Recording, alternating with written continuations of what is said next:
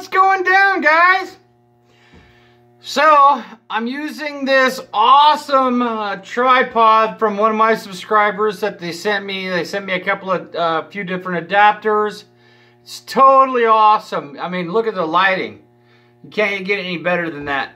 You guys can, if I use this fancy dancy little thing, you guys can see my American flag. I'm very proud to be an American. And, you know, I'm proud of that. You know, I was brought up with faith and family and pride in your country. I mean, D. James, thank you, man. You're awesome. You brought up a good point right now, and it made me want to do a video about it. So he goes, man, you've had a good upbringing. You know, your dad taught you how to fix cars and do anything. And you know what? That got me thinking. Paddock didn't have that upbringing. Is he capable of all this? I think he is. Is it a little far-fetched that he did it by himself? Hell yeah. But I mean, my dad was there. My grandpa was there. Christmas breaks, all growing up through school. I went through a small school. It was K through 8th grade, and there was like 92 kids. You know, and it varied from 82 to 107. And this is K through 8th grade. I only graduated with 7 kids total. You know, it was me and 6 others. So, I mean, that tells you a lot. I was brought up in a farming community, and Paddock's dad was a wanted felon. So, is he capable of all this hoopla? You know, he wasn't taught the basics of life at all. It's almost saddening that some kids have to be brought up that way. I love my kids. I teach them everything. I trust my kids with my life. You know, my son, my oldest is 7. And I trust him with my life more than anybody. He can be driving the tractor and, you know, lifting the 3-point while I'm hooking it up, which is like a total no-no, but sometimes you just have to do it. And you know what? I trust him. Now, would I be able to say that about Paddock? Hell no. That guy didn't know his ass from his elbow. Was he a gun guy? I don't think so at all. That video of him going around shooting at that gun range, I don't even think that's Paddock. You know, my dad taught me to shoot at a very, very young age. You know, when my kids turn 4, they all get a 22 at the age of 4. So, I mean, it's just something that happened to me, and I passed that down. You know, that's how it goes. Are my kids very, you know, my kids see a gun, they know it's not to play with. They know that it's a tool and you use it to hunt. It, you know, it keeps predators down. You shoot coyotes, you shoot squirrels, you shoot badgers and, you know, coyotes and the whole 9. So they know it's a tool. If my kids go find a gun, they're going to say, oh, well, we know not to touch it because that's how we were brought up. You know, my grandpa, he died when he was 2 weeks shy of 97. And my best shot in front of anybody was in front of him. There was a coyote running, and it had been messing with our cows. And I bet you I was maybe 14 years old. And he goes, hey, little Al, there's a coyote. He ran in the house, got his .243 Winchester, and he brought out, he goes, here, take care of it. And I didn't blink an eye. And I shot that thing on the run at 450 yards.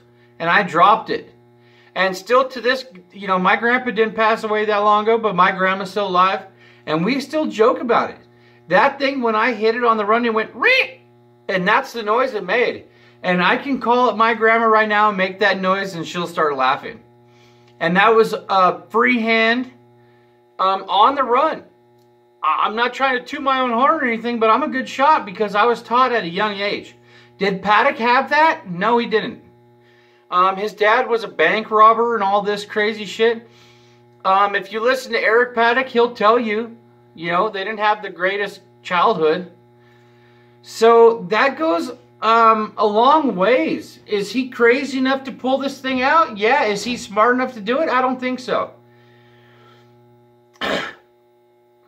You know, when I went to college, I was street smart because I was brought up around farming. I didn't know. I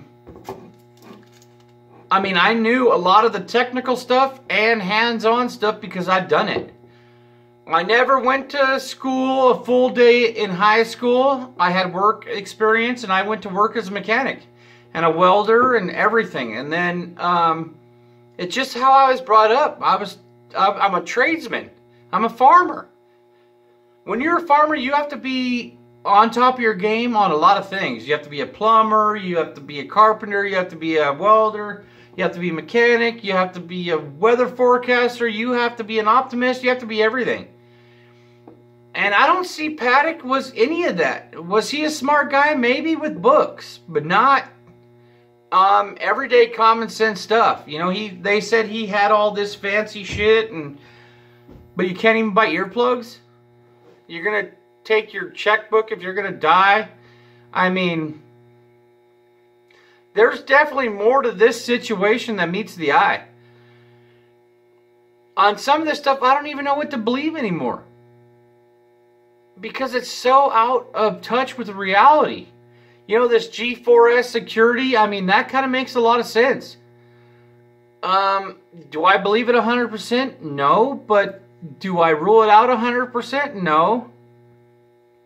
There's so much going on. Everybody wants to be right. And it's not always about being right. It's about being truthful.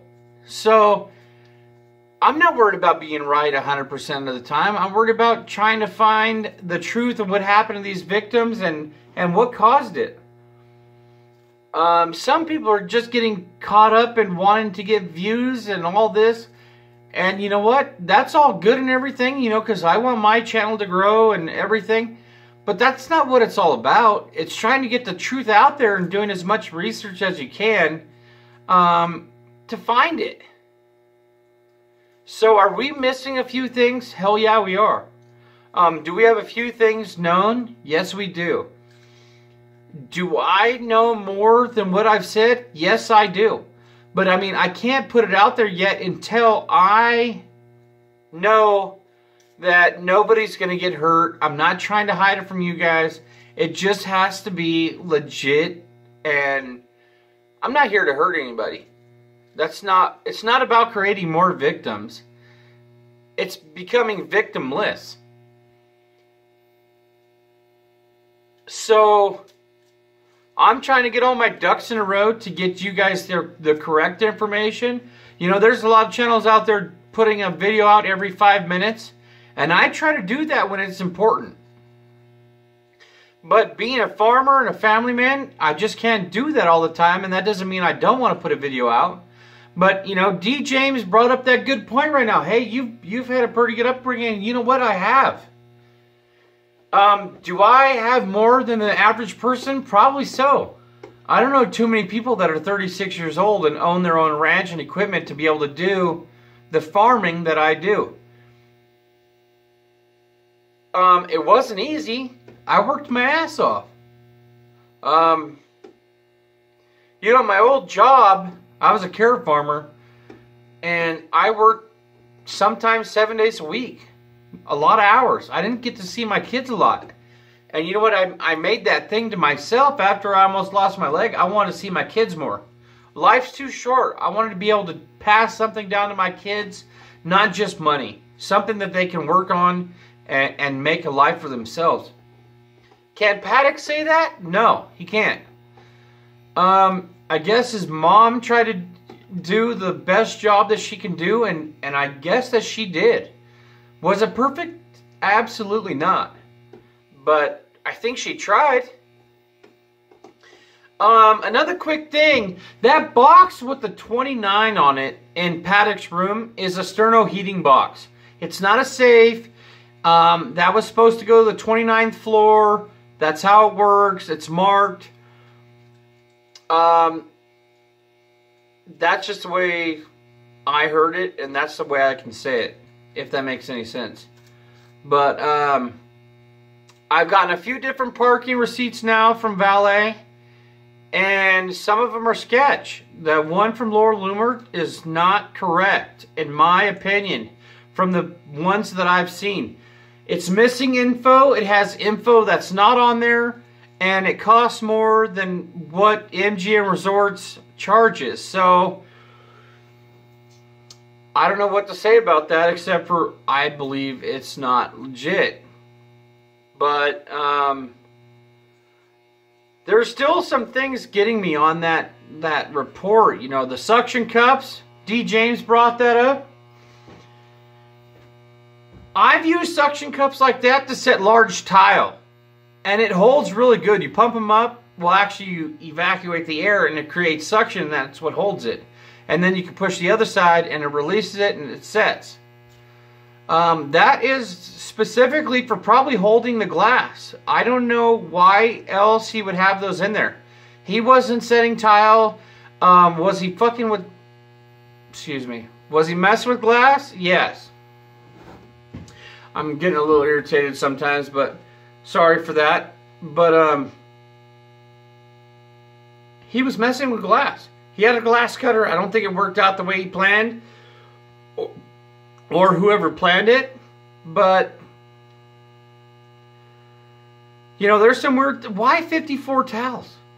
Why 2 personal? If you're gonna go commit suicide, do you need a personal massage? Are you thinking of me doing that right before you put the gun in your mouth and you're through crew? No, I don't. I mean, not with me, anyways. I mean, I don't know if that thing with the CIA bringing Danley in, you know, to get legal immigration, and he was bagman 1 and she was bagwoman 2. I don't know, but we're gonna keep looking, and that's all that matters. So D. James, I appreciate you. If you guys aren't subscribed to him, go subscribe to him. He's got more subscribers than I do. That don't mean nothing. I mean, if a few of you might not be, go check him out. I think he's a really cool guy. Another thing too, I emailed Alan D back and forth a few times, and he's a cool, legit dude. Some people don't like him, but I do. I value his opinion. And I guess you just have to know somebody to actually know them. I mean, I'm not saying I know exactly either one of those guys, but just from talking to them, they seem like totally legit dudes. But there's no reason to bash each other either. You know, some of these channels are going back and forth. You know, according to Joe, he kind of got on me about a few things, but I mean, I don't hold it against him. It's all good. It's water underneath the bridge. He's going to go do that protest. I think it's a good idea. As long as we're all working for a common goal, that's all that matters. If you're working just to make a personal gain, I don't think that's, you know, legit. But the people that I know are all good people. So when it comes to the end of the day, they're good people. I want to talk real quick about the donations for the car. It's going to be fun, guys, but it's not cheap. I'm trying to do the best I can and put up as much money of my own money that I can. But if you guys could help out, it's totally awesome. It's going to be fun. I'm going to keep doing stuff like that even when Vegas passes, because I think people enjoy it. So if you guys can donate something, you know, to help the cause, it's all good. Go to PayPal.me/Alan Duckworth and help out with whatever you can. There's been some awesome people that have already done it. We're still quite a bit short to make it happen, but in due time we'll make it happen. I already located the car. I have a trailer. I can go get the tannerite, but that takes money too. So hammer down, guys. I appreciate every single one of you, and thanks for supporting my channel. So hammer down, Farmers for Truth, and I'll catch you guys on the next one.